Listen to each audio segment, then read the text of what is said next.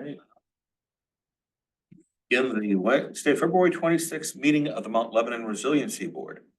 Roll call, please. Sure. Eric Miller, Commercial Districts. Greg Warden, Planning. Jeff Ziegler, liaison. David Thompson. Lynn Lindley.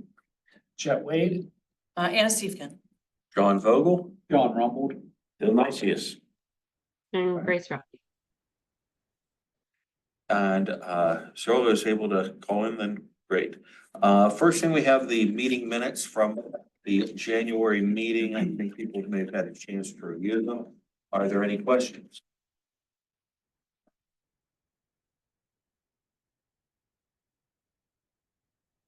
Being none, will someone make a motion to approve the minutes? So move second. I'll second. All those in favor say aye. Aye. Opposed? Aye. Next is citizen comments. No one in attendance in the room, and I believe no one virtual. The commission liaison report. Commissioner. Been over here trying to think of anything that we've discussed or passed in recent weeks of any relevancy.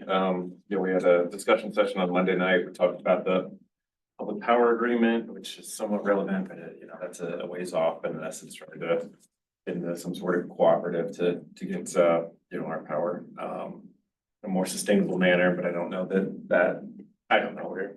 I could go into more detail. All right, I give my please do, because I couldn't keep up with what was going on. And I can't think of anything else necessarily, unless either of you, if anything comes to mind with commercial districts or. Yeah, I'll talk about that now. Okay. A lot of road program projects. A lot A lot of contracts that were awarded and a lot of roads to be done this year, so. Actually, one of the things that was a good discussion was, that we want to try to figure out. It's more mobility, but I think it also relates always to sustainability and commercial districts is just trying to, Commissioner Flynn is trying to consider how we can go from considering you get roads that come up that need repairs, and you also have residents that want traffic studies simultaneously. We have utility work that gets done, and these things are all sort of happen at different times and come about through different reasons, and simultaneously there's the complete streets plan, and it's just what we want to figure out how to do. I think sometime this year is how do we bundle that all into one place? How do we think of the space between homes is one, combined unit, not just the sidewalk and the tree lawn and then the cartway, et cetera, and think more holistically about how do we incorporate all those things, think about it as one, and try to do a better job of making sure that we're out in front of all of those things before they happen, and that when a street goes to get resurfaced, that it's not just replacing, as Andrew puts it, or as Commissioner Flynn puts it, not just replacing 50 feet of pavement with 50 feet of pavement, but thinking more holistically about how we put something better back, and something that serves residents better, and something that's a little that might be better than just serving cars. So those are some things that are we're in the early discussions of that will affect this. I certainly would love input from this board, but is going to be run through mobility. That's all that comes to mind at the moment.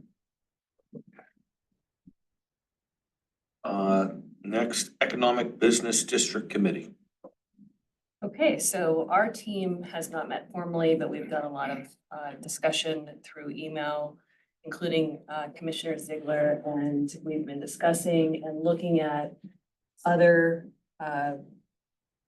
ordinances from neighboring communities. And I'm just going to check my notes here for a second. So essentially, we need to make sure that we're reviewing similar zoning use cases, continuing to engage our experts from the partnership, and then, of course, incorporating all of you in terms of next steps, keeping in mind that our goal would be to draft something, present it to the commissioners at some point to actually get approval. So I think right now, and please step in, between Kirill, Linda, and I, we're happy to read the information and sort of absorb it, but we're definitely going to need legal expertise on this. Thank you. Yes, that's where things stand. We're looking at, and Eric's been kind enough to share some, legislation from the area, but what we want to do is craft the general outline of a vacant property policy and then consider, is that municipality wide, is that commercial districts, what else does that include?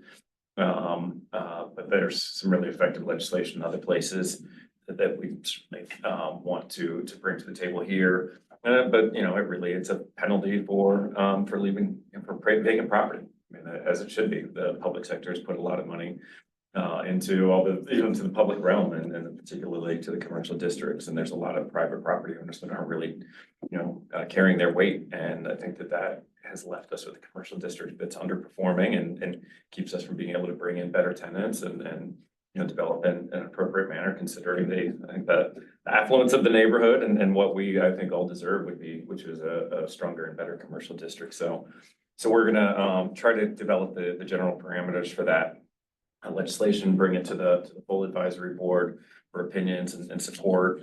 Once that happens, then it would go to the city solicitor, the township solicitor, Bill would then, craft that into a piece of ordinance that the commission could weigh in on and vote on.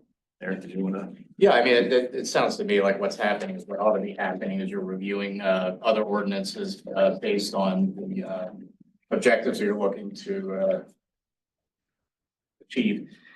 So what I'll say to that is there are, I think I've already shared, or we've already shared, there are some model ordinances. One, I would say, look at the Commonwealth of Pennsylvania because it's already passed muster with the Supreme Court here. If you start looking at ordinances from other states, you may find that it may not pass muster here. So it's always best to try to look within, not to be provincial, but to look within PA.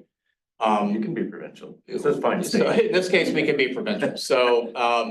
So Newcastle has a model ordinance, the city of Lancaster also, and actually that's easy to find. Yes. And I can share all that information. We have access as the municipality to do scrub searches of ordinances throughout the country Yes. based on these types of issues. So that would at least give you the, model language. And there may be things in there that you want to extract and you want to push forward for full consideration. There may be things that are lacking in that you think should be there that can be brought to the Resiliency Board for discussion. But ultimately, yes, as the commissioner, they have to vote, but our solicitor would be the one that would draft that legislation and would guide us to be sure that we're in the guardrails of the law. Now, Eric, are you familiar with, is it E-code 360? Eco 360, yeah. We have if you're a municipal employee, and I believe the elected officials also can access that. So yes, we have Eco 360. So that's what I use a lot of times when I'm looking for something. Okay. But I can tell you right now, if you go to the city of Lancaster, and I can just forward this to your team. So far, we have Newcastle, we have Tarentum, we have Millvale, Mhm. and there's a fourth one Yeah, that we have. then we can go to Lancaster as well. But Lancaster would be great. Yeah, Lancaster has a really nice user-friendly interface on their website. When you go to Newcastle's, the language is very solid. It's very dense. Yeah. But if you want to see how that's public facing, I think Lancaster's done a good job of that. Newcastle, no disrespect to our friends from Newcastle, but I don't know that their website is as finessed. Yeah. I thought Tarentum was pretty good too. Yeah, there's a lot of great examples, and I think it just demonstrates that we're probably a little behind on this, that it's something that could have been done before, and the fact that there's a lot of other municipalities that have already done this, I think certainly makes it a little more palatable, and it's certainly something that I'm passionate about and want to see done. I think that there are just too many properties that are not carrying their weight in the district, and so it'd be great to get this done. So I think we've got, and the nice thing about the type that we're looking at, the registry, is it's front loaded. The concern always is with other stuff is like, oh, it takes forever to work through the courts, et cetera, nothing ever happens. The vacant property registry type legislation we're looking at, it you pay it in the beginning. You have to cover the cost of what the municipality has to pay and the taxpayer has to pay to manage that for the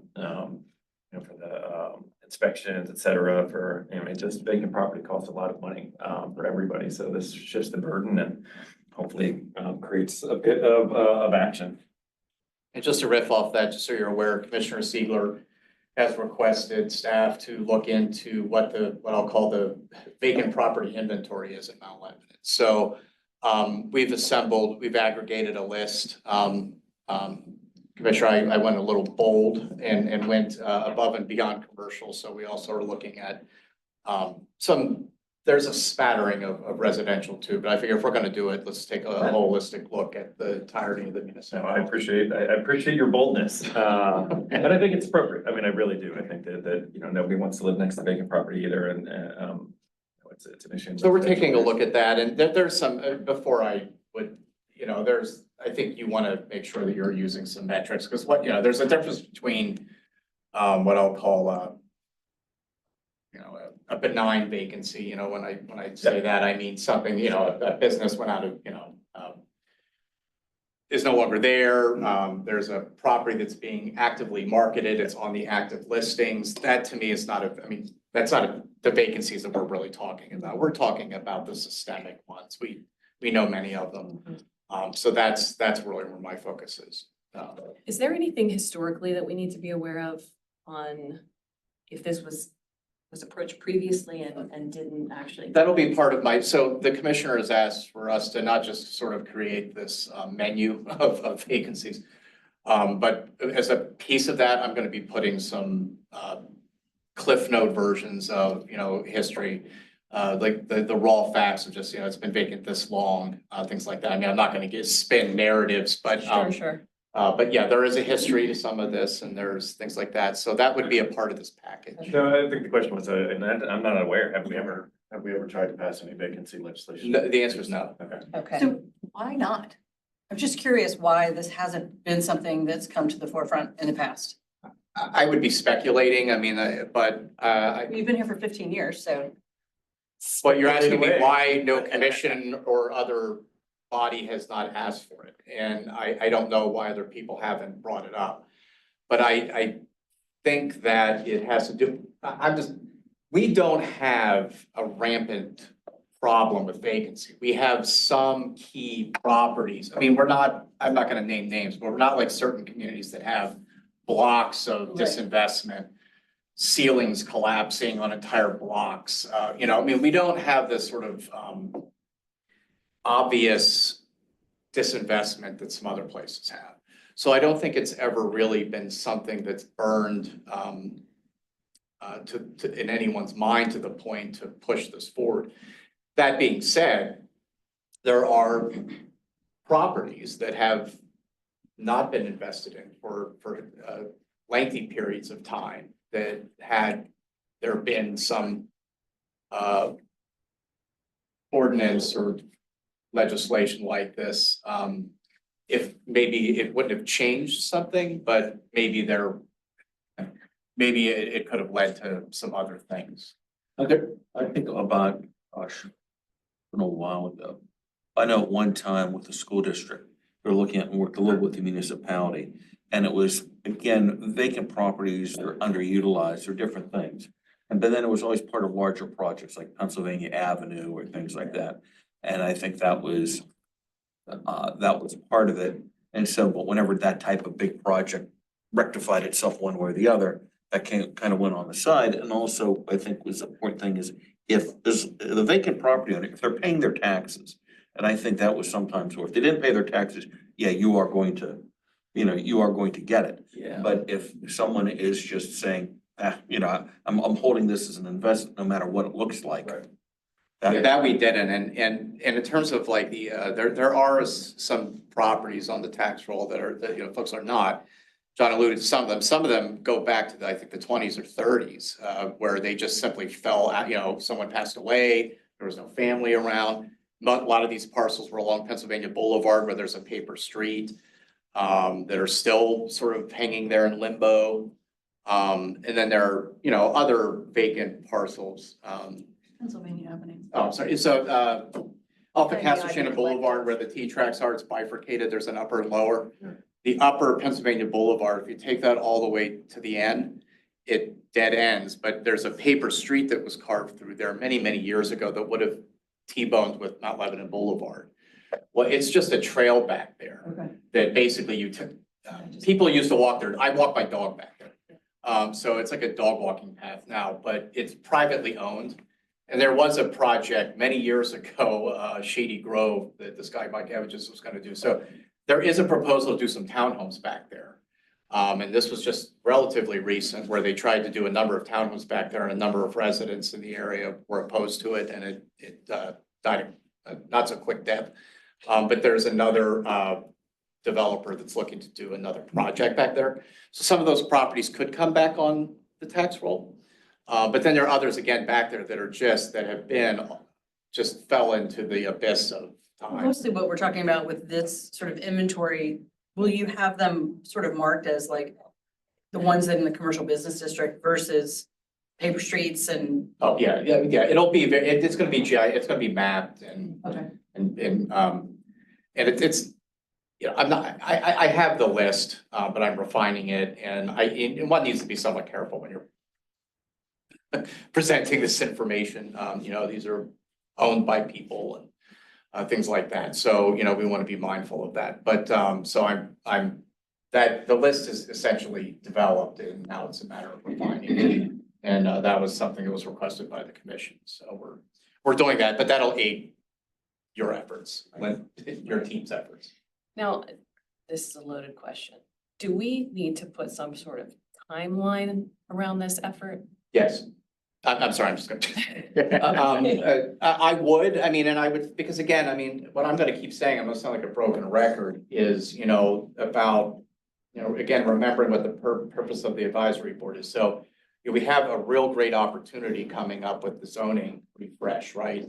So I think using that as a kind of deadline, thinking about preparing, you know, discussion in that, which we have ample time to prepare for. And so I don't want you to think, you know, that there's some deadline looming, you know, by, you know, April or something. But I would start to think, you know, late, you know, spring, early summer to have at least have brought it back to the Resiliency Advisory Board for discussion and have a direction of how you think you want to propose these things. So that the solicitor has a chance, because there may be some things that you guys want to propose that are just verboten. They're not constitutional or, you know, whatever the case might be. So. Can the solicitor provide guidance in advance? Yes, that's what I'm suggesting, is that if you can, we can have some discussion, like what is it that you guys are, maybe you think is missing in a certain community's vacant property ordinance? Like, you think it should be a little stronger here? Why couldn't we do this? And then discuss it here, and if this board and the commissioner, you know, if everybody's singing kumbaya about some of this stuff, then we can have the solicitor take a look at it before we go too far down the path. But at some point, you have to present him with something to react to. I think you would want to prepare something, looking at all these examples and then pulling together broad brush strokes of what you would like to see in the ordinance. Again, this, just for Linda, the solicitor will write an ordinance. You guys don't have to write an ordinance. You just have to provide those brush strokes as to what you think makes sense.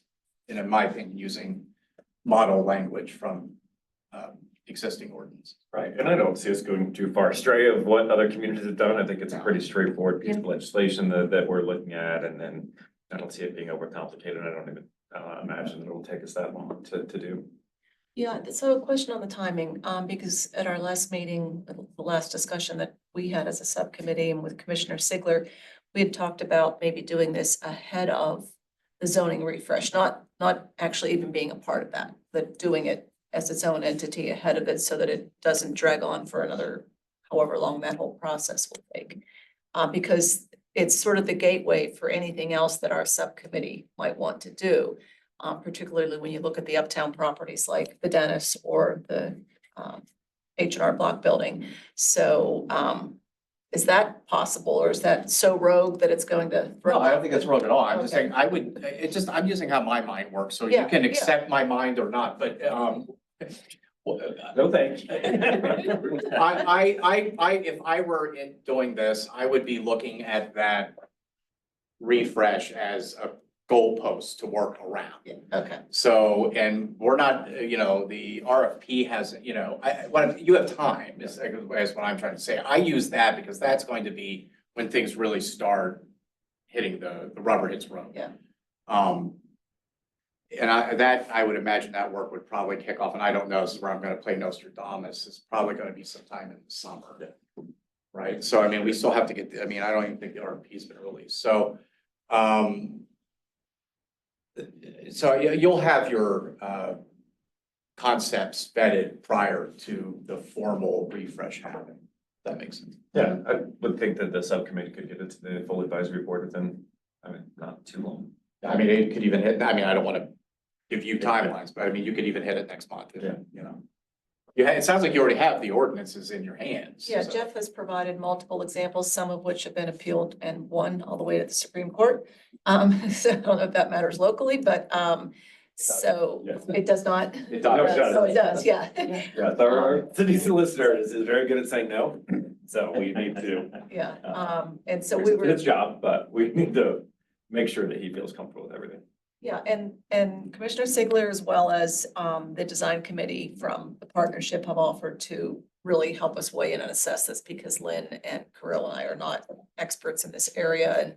And so all of them have offered to help us wade through this and determine what that first concept draft would look like. Absolutely. I'm Yeah. helping too in the Yes, background, but very much. you very can, much. So you pulled the cases together, huh? Eric, do you I mind, shall not confirm nor deny, but I will say if you need help, you can reach out to me as well. will you just repeat quickly what you are pulling together? So I'm aggregating, vacant properties and they're not, and these would be properties that are not on an active listing. That, Yes, thank you, just so we know. A good example too, like I work with communities all over the country that are doing this, and one that I've been holding up recently, which kind of astounding, was a community in western Nebraska of say 1800, so like an extremely small conservative community, passed a vacant property ordinance there. It's $500. They used the utility records, and if you weren't having, your water wasn't on, you were on the list, and it was $500 to register, and every 6 months you had to re-register, and the fee doubled. And they don't have it anymore. They basically, they don't have a vacant property problem now, and so and theirs was municipal wide. That's a kind of an example of what I think we'd be looking at.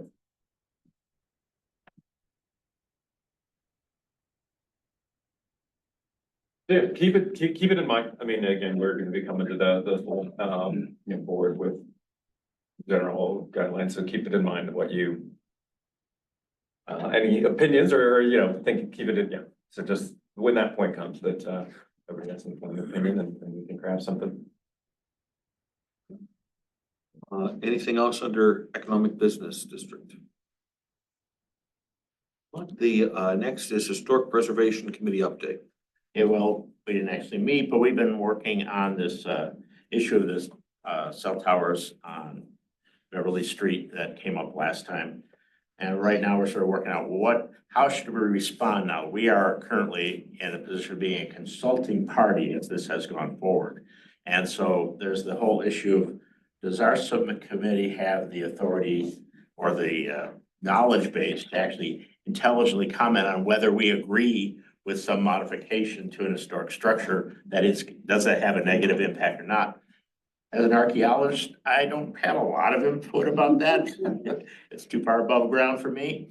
But we're working on creating a structure for that to make sure we can respond timely, because it is moving forward. And they propose these enclosures around the entire towers now. And matching the enclosures with an existing penthouse on top of the roof, which is similar to the recommendations we made back in 2020 when we said that we're planning was too much of an impact, and we recommended to the SHPO that they not approve it. And then we didn't hear again until recently. So some of that is right. Got to figure out the structure now. yeah, this is the embassy mid-rise apartment building on the right-hand side of Beverly as you're coming up to the business district. It's a 50 and above, I'll call it, condo complex. It's a beautiful building. Yeah, it is a contributing member to the historic district, so it falls under the purview of this 106 process. So this is the first time we've been in a project where in this phase of the 106 process where we are a consulting party. We don't have any authority to issue permits or make decisions. That authority is actually with the SHPO, and the permit, it's actually FCC that's requiring this approval from the SHPO in order to issue a permit for the project. So that's sort of how the whole thing structure works out. So we're working on that. We're also still working on cementing even more with the help of Grace, our relationship with the Historical Society, because we need to get them more involved in this whole concept of historic preservation, which isn't something that they've been very knowledgeable about or interested in, because they thought, oh, that's just what the Historic Preservation Board did. Well, now we need to get them on board, work more closely with them, and Grace has been doing a good job of cementing that relationship, and we're working with them more closely. And she's trying to set up a little tour for us of their archives, gives us a chance the more opportunities we have to communicate with them and to basically educate them about why historic preservation is important, not just having a historical society, but and particularly since we have this district, which is a unique thing. So we're working on that. And that's our basic report. Well, plug out to them. It's not us, but I was in Harrisburg for the last couple of days, and people were speaking in glowing terms of our historical society. So it sounds like it's a good thing to partner with them. Yeah. They had said they have a lot of energy now, so that's good news. Not that they did, but I mean, the focus had historically, I think, been on renovating and restoring the house, and maybe now they'll have a little more time for it. Next is the Sustainability and Local Ecology Committee. Much to Chet's chagrin, I was the problem this time. I canceled him twice. I have not been chagrined. I am. You're just grinned. Taking all of the blame this time, but we have not had a chance to communicate and talk about some of the items that are on his agenda. Staff liaison report. I'll keep it brief, and if anybody has any questions about anything else, happy to answer those to the best of my abilities. Just wanted to keep everybody, From the Senate committee, okay? They're not, everything's limiting language. We're not gonna prosecute you for. well, who knows, you don't know. Strange times. It's, sure. So, I just wanted to provide some information on the Activate Uptown, thing, just, mentioned, we talked about it at the last session, I just want to keep it up because the, design team has come up with some sketch drawings. So these are sketches of conceptual drawings, so you can, okay, while following the bouncing ball here. So before they really commit to really sketching out the concept. So we have those sketches, that's gonna be going back to the steering committee. Once the steering committee's weighed back in on those sketches, I'd like to bring it to the, do a presentation to the Resiliency Board. Just as a refresher, part of the roles and responsibilities of the advisory boards is making recommendations for capital projects. So I want to start getting some of the, at least the concepts before folks sooner rather than later, so that you're somewhat familiar with what it is, how this plan is forming, above and beyond just going to a public meeting and having some of those discussions. So a lot of it is what I've been dubbing the big idea, just to encapsulate it all, just as a refresher. That's the Clearview Common area, Alfred Street primarily, but there's other segments too.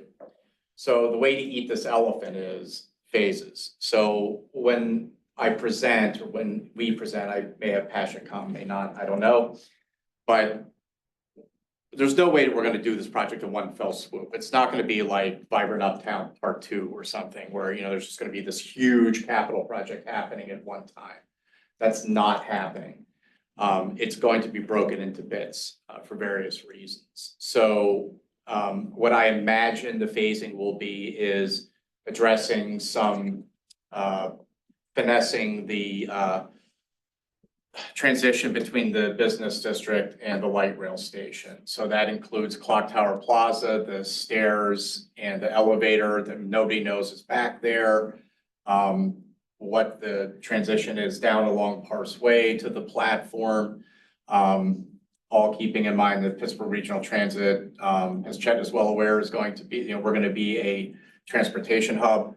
We don't know what that means yet, but there are things that we can do there, and we have site control. And those are two words that are very important to me in these types of projects. We have site control over Clock Tower Plaza, the stairway, the elevator shafts, a bit of Parse Way, and the stairs that lead down to the platform. So there are things that we can start to look at that we can address starting potentially as early as 2026. And there are some things that we could even start that I'm hoping that we can chip off this summer. Sunshades, you didn't hear me say that, but I mean, there are some things that we could just do. This isn't rocket science. But there are some other things I want to get in front of you that are a little more complicated and will require further investment. So starting there, Parse Way, I personally am putting on pause until Pittsburgh Regional Transit it fulfills their mission of going through the public process. And they have an understanding of what it means to be a transit node because they don't know either. So I want them to figure that out before we, but we can start planning and conceptualizing around that.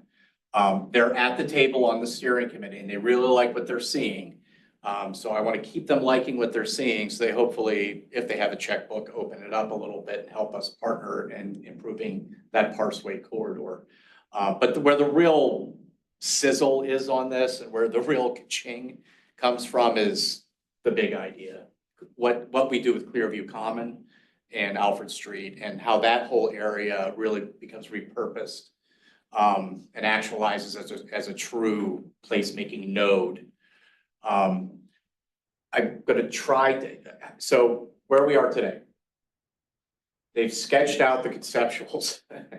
So I'm gonna be shipping that off to the steering committee for them to review. A lot of what the sketches are is feedback from the steering committee. So I would hope that when they review it, they're like, yeah, that's what we said. There'll probably be some knob twisting, we know how committees work. But we'll let them do that and then we'll prepare for a public meeting. So you'll either be right around the time of a public meeting or before the public meeting. So we're now in February. Possible I might be able to get on the agenda with John and Anna's blessing next month, but I don't want to promise anything yet. If not, then certainly by April. Eric, can you, without giving away, the kind of end story here with the steering committee still having to weigh in, can you describe conceptually what these three concepts are? I think it helps to, I had gone to the design charrette like back in October or whatever, and I don't know if things have progressed since then, because they were very different concepts for Clearview Common. Yeah, and keep it, and that's the thing, I'm talking about, so that's why, how far down the rabbit hole we want to go, so I'll try to keep this as. Yeah.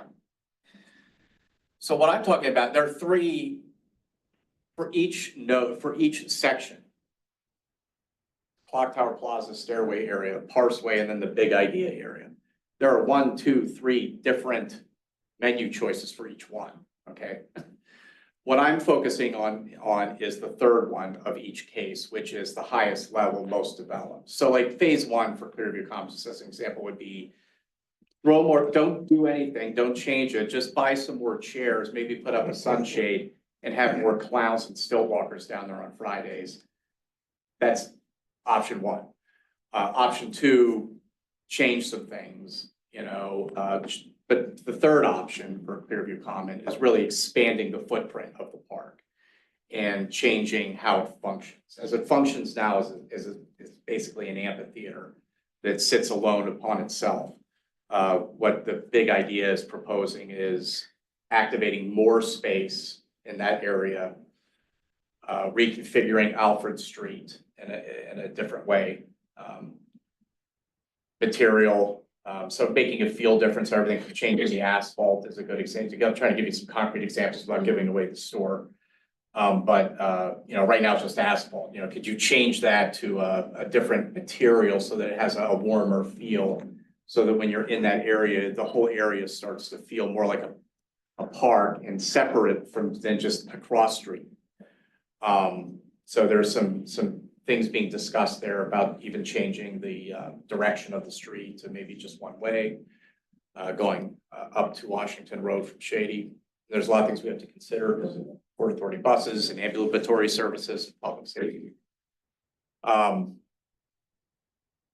So the stairway, so that the clock tower, it's already, a lot has been done. That was done through the Vibrant Uptown project. But what was not completed was, like, there's no sun shading there. That's why I bring that up. It's not very articulated. It's hard to read when you're on the street. You wouldn't know that that's how you get to the light rail station if you don't know. So that could be articulated better. What I've been asking for, I've been here 17 years, and I've been asking for 15 years of that, for us to do something really fantastic and special with the stairway, turning it essentially into I keep calling it the portal. But, and I always use the Doctor Who, because I'm old, but the old Doctor Who, like the portal thing. Like, let's turn this into something really dynamic and interesting, you know? And so we're finally looking at artistic lighting, bringing the gobo lights up to that area and articulating the barrel vault there and the oculum at the end, and making people recognize that you can get to the elevator that's down there, and projecting imagery of the history of Mount Lebanon on the blank wall. And, you know, so really making that into a huge public art piece that connects the two areas. So when you're arriving at Mount Lebanon, you feel like you're arriving at it. When you're leaving Mount Lebanon, you don't want to. When you get down to Parse Way, you know, if you're ever down there, it's all disjointed. So correcting that through different applications, public art, but also just paint, things like that. There's a series of ideas along Parseway. You know, there's the chain link fence, and again, I'm dating myself, always reminds me of Attica, you know, but there's this chain link fence, it's not inviting. So there are proposals to elevate and improve that experience. More bike amenities, things of that nature, running that sort of portal artistic light concept all the way down to the platform of the T station on that stair bank. And somehow moving those dumpsters that are all back there too. No, those. No, those stay. That's part of, that's that raw 80s New York vibe. So we're, you know, we're We have state. Banksy to decorate them in some Exactly. way, you know? Well, I mean, there's a discussion there, but that's incredible. If there was an easy answer for those dumpsters, they wouldn't be there. But It'll get sorted. There's, One way or the other. there is some discussion. I mean, everything, and you know, there's one notion is about just screening. Yeah. And that's one option. So, and I could go on, but I don't want to give too much away because it has to go through a public process, and nothing is decided, and I hate to talk about stuff.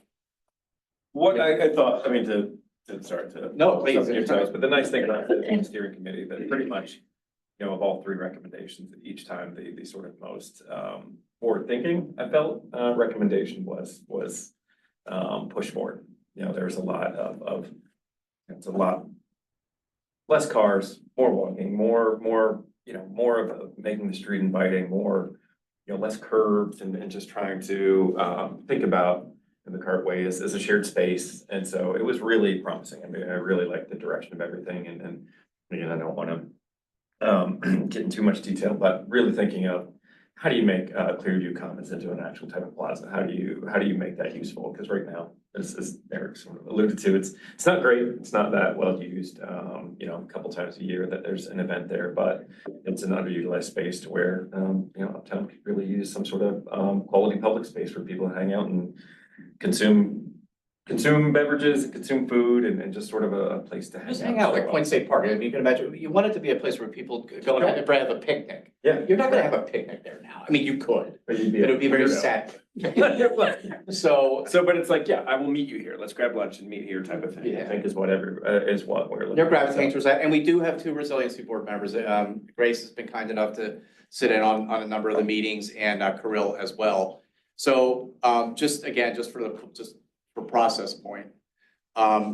Once the steering committee has reviewed it, I'm going to share all that with the Resiliency Advisory Board, those images. and then come up with a way that you guys can provide. It's gonna be hard because you don't know maybe all the history or the background on what you're looking at. That's what I'm here for. You can ask me a question like, well, what's that? Why? But also, provide a medium for you to provide meaningful feedback. I'd like to get it in front of you. I don't want to just show up here in May and be like, hey, I got to get some numbers in the capital improvement budget. What do you think of this? You like it? Okay, good. That's going to be $5 million. I'll put it in there. So I want to get some things in front of you, and I won't be asking for $5 million. Eric, when's the steering committee going to meet again? As soon as possible. So the drawings were sent to me this week. I've had a few folks look at them already. I'm gonna be talking to Pashik. We were supposed to talk on Friday, but I think we're gonna talk tomorrow now. Make sure we're kind of on the same page. I'm gonna then draft. I'm gonna send to the steering committee, the images and notes from the last steering committee meeting, and then give them a deadline for comment. Once that's done, then Pashik kind of is, as far as I'm concerned, is off to go to get the drawings ready for public meeting. Okay. And then this will be wrapped up by June. The plan, this high level conceptual planning will be done by June. Not construction? This is a 5 to 10 year long process in my mind. Some of the concepts in here they're big. I use big idea and I use it lightly.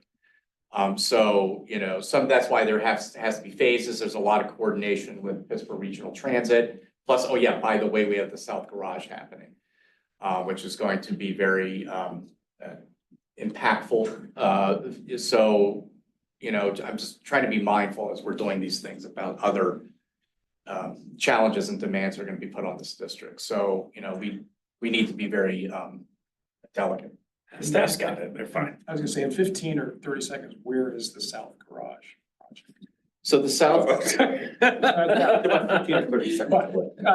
Yeah. I did last 2 seconds. That's a great question. And so WTW Architects was hired. They are a subject expert with garages. They do them all over the place. So they were hired to help the municipality with the due diligence prior. They've done some work that's been put on pause, resuming shortly. I don't remember exactly why it was put on pause. I didn't hit the pause button, so I don't know why it was hit. There was some reasoning I can't recall right now. So what they're doing, they're looking at where are people going to park when the thing is taken down. What is the use of the structure and looking at various scenarios. One of the scenarios, one of the reasons it's on pause is what is the envelope? What's the development envelope? So there are some things that we need to figure out related to that, where the project is and what it is. So we're in the process of trying to figure that out. And until we figure that out, they're kind of on pause, but When might there be like some public saying of like, here's some ideas where we're headed or some thoughts, that people can start to get their heads around? yeah, I would hope by the end of their due diligence process, because part of what they're doing, a lot of it is like sort of the background stuff, like where are people gonna park, this and that. But there are massings and concepts of what the mixed use type project would look like. They're not very refined. I mean, they are truly massing type models, but Not a parking garage, a mixed use development. that's the direction of Is it net negative on the number of parking spaces? it. It depends on the envelope, but it will be equal to more depending on what, How many spaces is it currently have? 260 something. Or 303, I'm sorry, this one is 30. No, that was 303, this one's 264. But again, you have to look at what is it. So, some questions are hard to answer because you don't know what it is. So, if it's residential, that has different requirements, depending on the type of commercial that's there. How front facing to Washington Road is it or is it not? So, there's a lot of questions there, but there will be a delivery of spaces akin to what we currently have. But it may be right sized depending on, again, the project, but it'll go out to the development community who will ultimately pencil the project. Just I'm sorry. It's a public-private partnership. No, but it's a fair question and a good one. Yeah. I'd say it's about it's really a 5-year, we're looking at so to give you some, Yeah, because the facility, I mean, there was plans, because I was on the previous parking advisory board, and there was, we knew it could stand for 5 years with some work without putting too much money into it. But at that point, you draw a line, say, if you're gonna keep it, you have to put too much money in it. Yeah. Yeah, and that's still the plan, I mean, Rob putting money into that structure now, but there's some going in, but, what's the parking utilization in there right now? it's never been fully occupied. Yeah, so, The time this was done, it said there were 174 garage permits issued out of the 300 spaces. Right, and so the parking, those are the folks that I'm concerned about anybody that parks in a garage, so I don't wanna be glib. But certainly people that have permits that are residents and people that are going to work. And so, when the garage is no longer there, there will be a number of folks that we're gonna have to figure out a good way to get them to work. Not everybody can walk or take mass transit, so, we have to account for that. I mean, I have some ideas, some are bold. So we'll see where they go. But I have one idea that I'm very partial to that I don't know will happen, but yeah, there's a lot that it really has to be. It's going to be I'll be glad when it's over. Yeah, but that was my whole reason for the email, was thinking through part of that project is if the north, if we become a transit hub and the north garage becomes more popular for park and ride people, does that push people to the south garage because they're gonna park somewhere? And Yeah, so how do you figure all that? And it's, Yeah, and bright that's a people than me are thinking about that. well, that's a conversation with Port Authority. I mean, we would, in other circumstances, it's not the best example, but it's an example I'm going to use at the moment. When Castle Shannon was proposing their TOD project a number of years ago, there was going to be huge displacement. And so there was conversation between, at that time, Port Authority and Mount Lebanon and Castle Shannon and all these things about how we were going to handle should all those spaces go offline. Not that that lot is ever particularly full, but there would have been an impact, and there could have been that chance where people were coming to Mount Lebanon to park to then take the light rail to Castle Shannon or downtown or wherever they were going. So Pittsburgh Regional Transit will be a part of that discussion. So I'll just leave it at that. Quick time check. We have about 10 minutes left. Does anybody have any questions for myself or Greg? I mean, while we're on the student liaison report. Or I'm sorry, staff liaison report. We haven't gotten to the student one yet. Greg, I thought we were supposed to see something about we were supposed to be asked for input on an update on the vehicles and everything, and Been kind of delayed with wanted to meet with the Financial Management Advisory Board first, some members there, and then just kind of moving around with some other people. But still on par, or still planning to do that. Just kind of switch gears for a second. Like the commissioner mentioned about the power purchase agreement. So quick little background on that. We analyzed some buildings around here, our municipal buildings, for potential for solar installation. And we actually are looking at right now the rec center, solar installation on the rec center, solar installation down in the public works yard, and then a actual carport being constructed at the academy lot.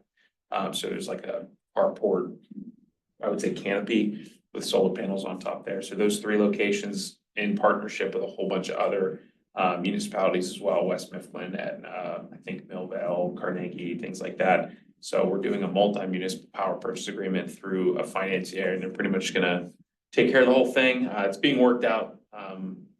Connect has been our big partner on that. They've been kind of spearheading the entire project. And they're working with Get Solar, it's PA Solar Center's Get Solar project. And so they're working out some legal things like right now, but we presented to them the commission on Monday. Just kind of update them on some things, but yeah, we're really looking forward to hopefully moving forward with that project. Construction may possibly start by the end of the year if everything gets worked out, but.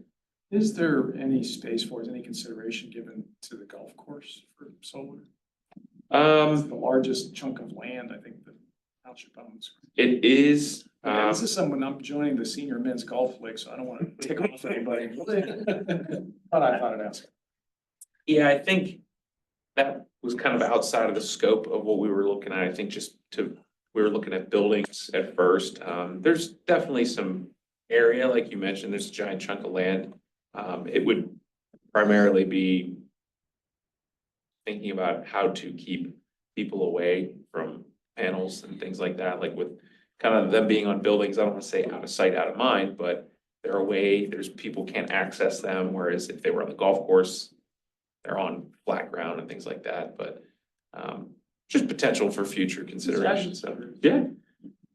But that's about it for me. Over to Justin. if you want. So when will we know more about the PPA process? And it's through Connect, but not Duquesne Light as a local provider? So basically, the whole premise of it is that the finance, it's BAI Group is who we were kind of gonna be the primary person or primary company. And they'll basically be selling us energy. We'll be buying it from them. That's not municipal wide, because obviously we have different buildings that require still, supply from Duquesne Light, but that's the overarching company that's gonna probably, and that's how, again, joint, that's how we're able to get costs down and things like that, but I think as of right now, again, it's just a lot of legal review. I know, again, Phil Weiss, our solicitor, he's been doing a lot of work on that with Eric Robb from Connect and the PA Solar Center people, so right now, I would say it's a lot of background information, not a lot of front activities. I mean, we did a lot of that last year with a lot of the assessing the buildings and things like that, but it's been a lot of background. But yeah, hoping to see some movement on that once we really start getting once contracts are signed. I mean, that's pretty much, it's moving forward from that. Once we get a contract signed, it's moving forward. But yeah, hopefully have potentially another update from the commission in the next couple months, I'm hoping. You said, so you haven't updated them already. You plan to update them? No, we just updated them on Monday. On Monday. And then once the legal process has been, kind of moved forward, and then each municipality is gonna have questions, and then the way Eric put it was like, not this Eric here, Rob, the way he put it was customizations. So like, for example, if we have a carport, primarily it would be nice to potentially include the charging stations that we intend to install there. So it would be a coordination where if they install the canopy solar panels, to have room for installation of vehicle charging stations, or if the charging stations are there, hey, we don't want to obviously get rid of these charging stations, can we somehow loop that in? So each municipality is going to have something a little different, like customizations, like you like to say, but we're hoping to, again, update the commission, I would say, in the next couple months on that, just once we get a little bit more progress. So that's it for me. All right, anything else under staff liaison? Student liaison. So one of our students, Patrick Weldon, it was named a finalist for the National Merit Scholarship. So they made a little announcement about him. That was pretty nice. Our mock trial team has won, I think, 2 competitions. Yeah, 2 competitions in the past month. So they're also doing really well. Our boys and girls basketball teams went to the playoffs, and I don't think they made it past the first round. I know the girls didn't. I think the boys lost by 5. It was a tough loss, but you get them back next year, I guess. Spirit. Yeah, other than that, and then our singing group is called Trebles. I don't have a play on words there. They went to the I wrote the actual name. The Midwest quarterfinals competition. I don't know where that was, and I don't know if they placed or not, but I'm assuming they did pretty well because the pictures they posted looked very happy. So there's that. And then 2 boys on our bowling team got invited to bowling. There's a name for it, but it's the bowling playoffs. They got invited, and one of them came in, I I think 21st place. That was our highest place. So pretty good. That's all I gotta say on that. So. Let's see, old business. I think it's new, although Eric probably already said something at the beginning of the meeting, but so Mount Lebanon was just named the 3rd most popular neighborhood in the country. Yeah, how about that? Really? Yeah, by real, Oh, yeah. So it's yeah. based on They views. let me in? Yeah, it's not Well, like your typical notice is list. coming, actually. .com is a little more credible than your typical. wall Yeah, club it and is. Yeah, we were all that. 3rd.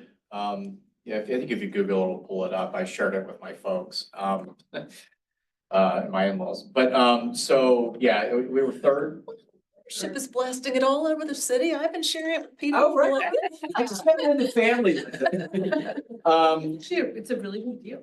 Yeah, so it really, and they give a blurb, that's not just like this road, like tropes about each town. Right. They clearly like, this is why this town, so it was like, there was one in Los Angeles. Milford, top three was Connecticut was LA. number 1. Milford, Connecticut, and Yeah. then, one of the islands off South Carolina was number 2. Yeah, It that was makes- like yeah. Paradise Island or something, or, Yeah, it's an interesting list. Yeah. Yeah, and there's only, I think, I don't think any other community made it in Pennsylvania. One was a mention, I think, around Philly, yeah. but it wasn't in the top 10, so it doesn't count. You know, 10 most popular neighborhoods in America. Yeah, yeah. I've really gotten a lot done on my short term on commission. Well done, Commissioners. Well, you're welcome. We don't have a group text chat, do we? Yeah, no, it's pretty, I actually didn't bring that up, Linda, but thank you. Here, I'll just share it with Anna and she can share I've got it right here. Well Dunes, it. Okay, good. Aberdeen, Lake Ridge, Preston Hollow in Texas, North Central Billings in Montana, East Sandwich in Massachusetts, and Norwich, Central Norwich and Norwich, Connecticut. So we're, I mean, pretty good company there. Did their homework, they called us Levo. Yeah, I mean, that's what I'm saying, it wasn't just tropes. I mean, they actually like at least looked a little bit. At Yeah, it, it has to do with how many people from different places are searching for homes and the level of search and some other criteria demographically, so. Because of the brick streets here. That's it. Brick Streets and Commissioner Siegler. It's all. They heard about this new Put those zone. together. Put those together and you're number 3. Charm, all charm. It is, yeah, that's, I feel. Can't reiterate that enough, that a brick street pays for itself and increased value. And that's a thing that I always want to make sure that we think about. It's not just what's cheapest, like what increases home value, what makes a place more, increases your emotional attachment, what's charming. And you have the report. What's that? You have the Brick Street report we did. Yes. Okay, just making sure. I can send you a copy, just to make sure. Right there. It does, charm matters, and too many municipalities discount that. Any other new business before the board? If not, next meeting, Wednesday, March 26th at 6 o'clock. All municipal meetings have a Zoom webinar component to enable residents to attend meetings virtually.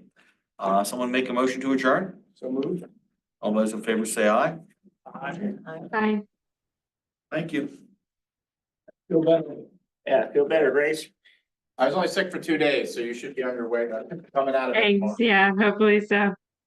Take care, Chris. Thanks. Report